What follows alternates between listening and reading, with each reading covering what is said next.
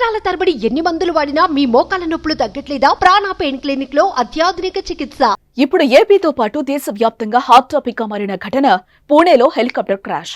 శనివారం జరిగిన ఈ ఘటనలో పూర్తిగా హెలికాప్టర్ దగ్ధమైంది. అయితే అది ఏపీ సీఎం చంద్రబాబు కోసమే వస్తున్న హెలికాప్టర్ అని తేలింది.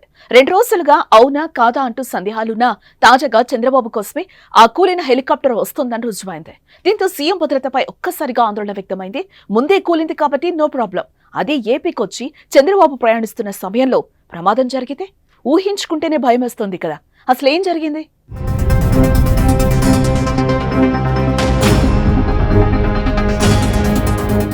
మహారాష్ట్రలోని పూణే జిల్లా పౌరి ప్రాంతంలో శనివారం హెలికాప్టర్ కూలి ప్రమాదం చోటు చేసుకుంది. AW139 అనే చాపర్ ముంబైలోని జూహు నుంచి హైదరాబాద్ వస్తూ ఉండగా పైనుంచి కుప్పకూలింది. ఈ ప్రమాద సమయంలో హెలికాప్టర్లో 4 ఉండగా వారిలో ఒకరికి తీవ్ర గాయాలయ్యాయి. అయితే ఆ హెలికాప్టర్ ఆంధ్రప్రదేశ్ సీఎం చంద్రబాబుకు కేటాయించిందని తేలింది. ఇది రాష్ట్ర ప్రభుత్వం అద్దెకు తెచ్చుకున్న హెలికాప్టర్ కు స్టాండ్ బైగా హైదరాబాద్ వస్తుండగా ఈ ప్రమాదం జరిగినట్లుగా తెలుస్తోంది.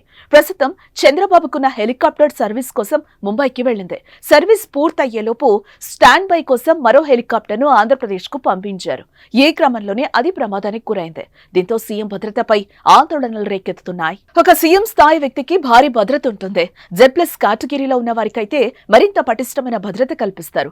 ముఖ్యమంత్రి ప్రయాణించే వాహనాల కాన్వాయ్ నుంచి హెలికాప్టర్ వరకు ప్రతిదీ పరిశీలించి ఎటువంటి సమస్యలు లేదన్న తర్వాత వినియోగిస్తారు. కానీ చంద్రబాబు కోసం 16 ఏళ్ల నాటి హెలికాప్టర్ ను ఏవియేషన్ అధికారులు పంపించడం, అది మధ్యలోనే కూలిపోవడం సంచలనంగా మారింది. ఇప్పుడు సీనియర్ నాయకుడి భద్రత విషయంలో అధికారుల నిర్లక్ష్యంపై తీవ్ర విమర్శలు వస్తున్నాయి. వాస్తవానికి 10 ఏళ్ల కంటే ఎక్కువ సర్వీస్ ఉన్న హెలికాప్టర్ ను అద్దెకు తీసుకోరాదన్న నిబంధనలు కూడా ఉన్నాయి. అయితే ఏవియేషన్ అధికారులు వీటిని విస్మరించి 2008 మోడల్ హెలికాప్టర్ ను విజయవాడలో ల్యాండ్ చేసేందుకు ఈ నెల 24న అనుమతి తీసుకున్నారు.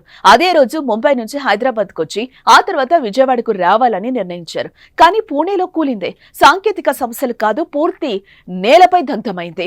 I&I సంస్థలో పనిచేసే ఓ జాయింట్ డైరెక్టర్ స్థాయి అధికారి ఏవియేషన్ బాధ్యతలు చేపడుతున్నారు.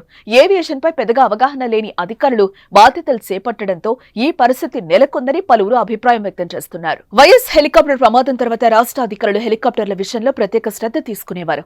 ప్రతి విషయం నిశ్చింతగా పరిశీలించేవారు. కానీ ఇప్పుడు చంద్రబాబుకే కేటాయించిన హెలికాప్టర్ క్రాష్ అవ్వడం టీడీపీ నాయకుల్లో ఆందోళన వ్యక్తమవుతోంది. చంద్రబాబు భద్రతపై అనుమానం వ్యక్తం చేస్తున్నారు. సీఎం భద్రత విషయంలో నిర్లక్ష్యంగా వహించిన వారిపై చర్యలు తీసుకోవాలని డిమాండ్ చేస్తున్నారు. కుట్ర కోణంలో విచారణ చేపట్టాలని కోరుతున్నారు. దీనిపై ఇప్పటికే ఇంటెలిజెన్స్ అధికారులు విచారణ కొనసాగిస్తున్నారు. ఏదేమైనా ఈ ఘటన ఏపీ రాజకీయాల్లో కలకలం రేపుతోంది.